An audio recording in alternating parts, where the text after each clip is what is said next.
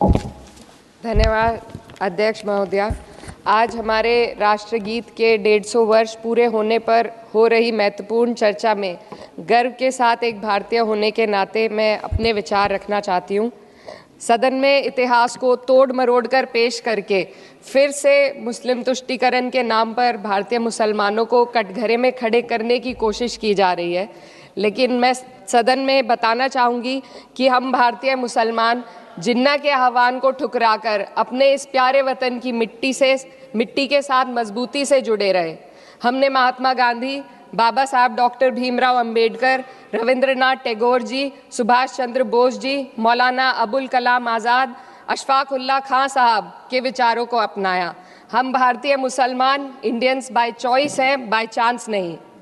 वंदे मातरम के किन छंदों को राष्ट्रगीत के तौर पर अपनाया जाए, यह फैसला सर रविंद्रनाथ टैगोर और सुभाष चंद्र बोस जी जैसे नेताओं के परामर्श के बाद हुआ।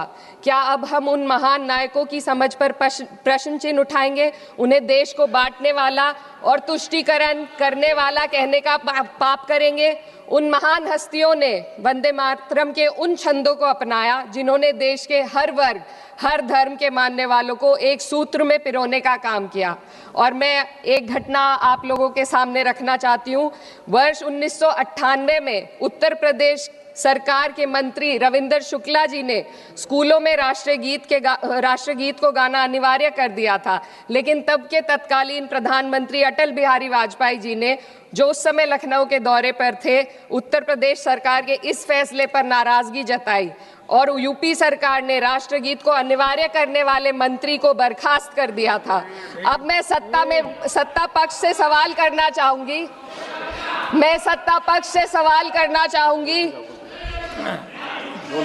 बोलने दीजिए। मैं सत्ता पक्ष से सवाल करना चाहूंगी कि जो विजन आजादी के समय के लोगों का था राष्ट्रगीत को स्वेच्छा पर छोड़ने का, उसी का अनुसरण माननीय अटल बिहारी वाजपेयी जी ने किया, तो क्या वह भी मुस्लिम तुष्टीकरण कर रहे थे? जी नहीं, अटल बिहारी वाजपेयी जी राजधर्म निभा रहे थे। देश में सब धर्मों को एक साथ लाना, सबके जज्बात का एहसास करना ही सबसे बड़ा राष्ट्रवाद है। माननीय अध्यक्ष महोदया, आज हमें वंदे मातरम के असली भाव को समझना जरूरी है। यह गीत तो देश के जल, जंगल, जमीन, हरियाली और निर्मल हवा की वंदना को समर्पित है। यह भारत की जन जन की मंगल कामना करता है कि भारत का हर नागरिक स्वस्थ रहे, सुरक्षित रहे और सम्मान के साथ जी सके। सुजलाम सुफलाम का अर्थ है, सुनिए, ऐसा देश जहाँ स्वच्छ और पर्याप्त जल हो, जहाँ नदियाँ जिंदा हो, बहती हो, जीवन देती हो। अध्यक्ष महोदय, लेकिन अब जरा यमुना का हाल देखिए। दिल्ली प्रदूषण नियंत्रण समिति की 2025 की रिपोर्ट बताती है कि यमुना के कई हिस्सों में बीओडी स्तर 127 mg पर लीटर है तक पहुंच चुका है, जबकि किसी जीवित नदी के लिए ये 3 mg पर लीटर से कम होना चाहिए। ये सिर्फ नदी का संकट नहीं है, ये किसान का संकट है। नमामि गंगे के नाम पर हजारों करोड़ रुपए खर्च हो गए, लेकिन सच्चाई ये है कि आज भी गंगा और यमुना के किनारे किसान मजबूरी में उसी जहरीली पानी से खेती कर रहा है। वही जहर अनाज में उतरता है और वही जहर किसान की जिंदगी को धीरे धीरे खत्म कर देता है। अध्यक्ष महोदय, जब पानी जहर हो जाएगा तो सुजलाम कैसे होगा? जब किसान बर्बाद होगा तो सुफलाम कैसे होगा? मलयज शीतलम, मलय का अर्थ है मलय पर्वत से बहने वाली ठंडी, सुगंधित, चंदन जैसी हवा जो जीवन देती है, बीमारी नहीं। आज मैं इस सदन से पूछना चाहती हूँ, क्या आज के भारत की हवा मलयज शीतलम है?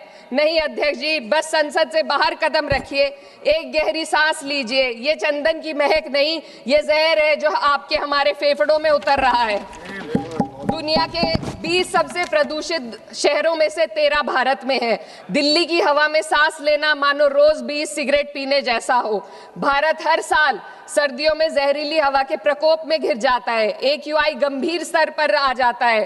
ठंडी हवा का सपना अब गैस चेंबर की हकीकत बन चुका है।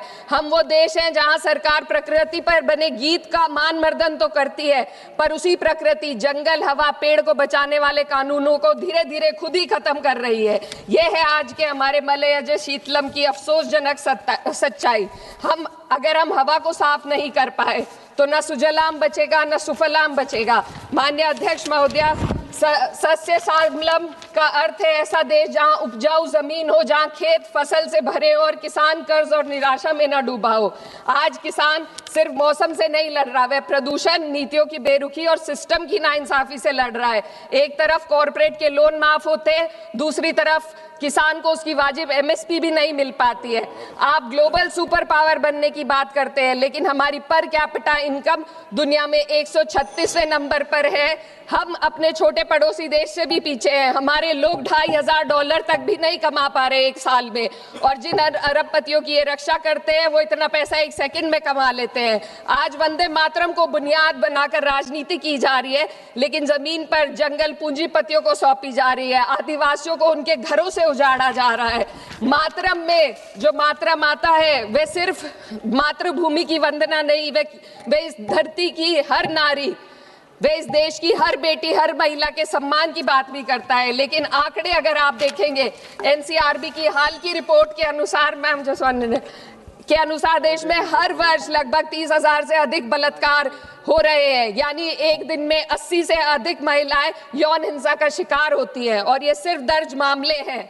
जब जम्मू कश्मीर की एक बच्ची हिंसक अत्याचार का शिकार होती है, जब सत्ता से जुड़े लोगों पर आरोप लगते हैं और कार्रवाई वर्षों लटक जाती है, जब उन्नाव की पीड़िता लखनऊ के दरबार में इंसाफ को लेकर अपनी जान देने पर आमादा होती है, जब बिल्किस बानो के अपराधियों का सरकार के लोग द्वारा स्वागत किया जाता है, तो ये घटनाएं वंदे मातरम की आत्मा पर चोट पहुंचाती है। मैं अध्यक्ष महोदया बस यही कहना चाहती हूँ अपनी बात को अंत में रखते हुए कि वंदे मातरम सिर्फ अतीत की ललकार नहीं, ये वर्तमान की जिम्मेदारी है। ये आत्मा मंथन की घड़ी है। यही समय है कि हम वंदे मातरम को सिर्फ नारा नहीं, नीति और जिम्मेदारी बनाएं। और अपने जज्बात को मैं आलमा इकबाल साहब के तराना हिंद के साथ इस सदन में रखना चाहती हूँ कि सारे जहां से अच्छा हिंदुस्तान हमारा, हम बुलबुले हैं इसके, ये गुलसिता हमारा, मजहब नहीं सिखाता आपस में बैर रखना, हिंदी है हम, वतन है हिंदुस्तान हमारा। जिन्ना का भी जिक्र कल दूसरे सदन में हुआ, प्रधानमंत्री जी ने जिक्र किया। जिन्ना के साथ आपके कितने गहरे और मधुर संबंध थे, क्या इस देश के लोगों को पता है? नहीं पता, मैं बताता हूं। श्यामा प्रसाद मुखर्जी जी फजलुल हक की गवर्नमेंट में फाइनेंस मिनिस्टर थे, और फाइनेंस मिनिस्टर रहते हुए उन्होंने अंग्रेज गवर्नर को चिट्ठी लिखी थी। Shyama Prasad followed this and told Governor Herbert the administration of the Bengal province should be carried on in such a manner that in spite of the best efforts of the Congress, this Quit India movement will fail. ये चिट्ठी लिखी है। आपने भारत छोड़ो आंदोलन के खिलाफ आपके नेता, जनसंघ के पहले राष्ट्रीय अध्यक्ष और तत्कालीन गवर्नमेंट में जो वित्त मंत्री थे, उन्होंने चिट्ठी लिखी अंग्रेज गवर्नर को और कहा कि भारत छोड़ो आंदोलन, जो हिंदुस्तान के क्रांतिकारियों का आंदोलन था, जो देश की आजादी का आंदोलन था, वो आंदोलन कुचल देना चाहिए, खत्म कर देना चाहिए। ये है रिकॉर्डेड हिस्ट्री आपकी। ये आपको, आपके बारे में पूरे देश को पता रहना चाहिए।